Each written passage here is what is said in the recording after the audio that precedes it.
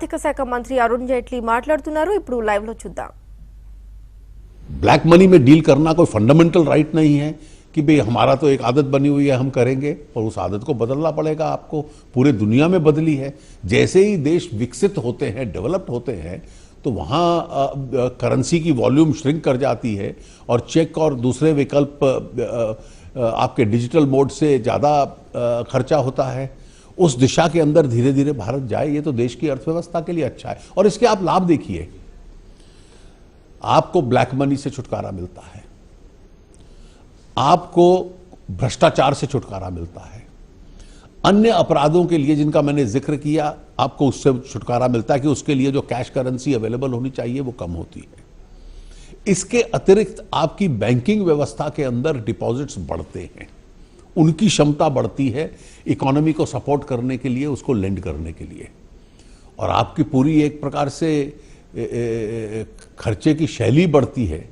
और जिन क्षेत्रों में ये चलता था कि इतना कच्चे का होगा, इतना पक्के का होगा, इतना आप ऑफिशियली देंगे, इतना आप कैश देंगे, मुझे लगता है कभी ना कभी तो इस सभ्यता को बदलना था। और मैं मानता हूं कि प्रधानमंत्री श्री नरेंद्र मोदी जी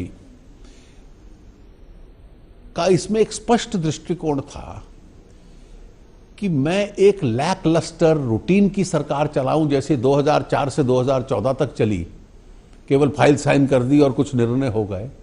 या देश के जनजीवन के ऊपर मैं प्रभाव डालने का प्रयास करूं। और जो उन्होंने ये निर्णय करना और कठिन और कठोर निर्णय भी करना, जिससे देश को लंबे रास्ते लॉन्ग रन में बहुत लाभ होने वाला है, उन्होंने ये निर्णय किया है। सर, बहुत सारी प्रतिक्रियाएं भी देश भर से आ रही हैं और बहुत सारे सेलिब्रिटीज हैं जो इसको वेलकम कर रहे हैं।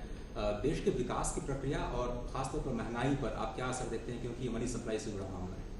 देखिए, कैश मनी सप्लाई तो कम होगी, वो तो स्वाभाविक है। और इसलिए जो ऑफिशियल ट्रांजैक्शंस हैं, ऑफिशियल ट्रांजैक्शन बढ़ेंगे।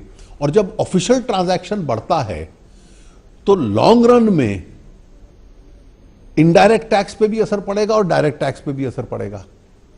अब इन्फ्लेशन पे कितना पड़ेगा ये देखना है। कुछ लोगों का मानना है कि रियल एस्टेट जो बहुत अनरीजनेबल हो गई थी, उसके ऊपर एक दूसरा असर पड़ेगा कि वो थोड़ा रीजनेबल होगी।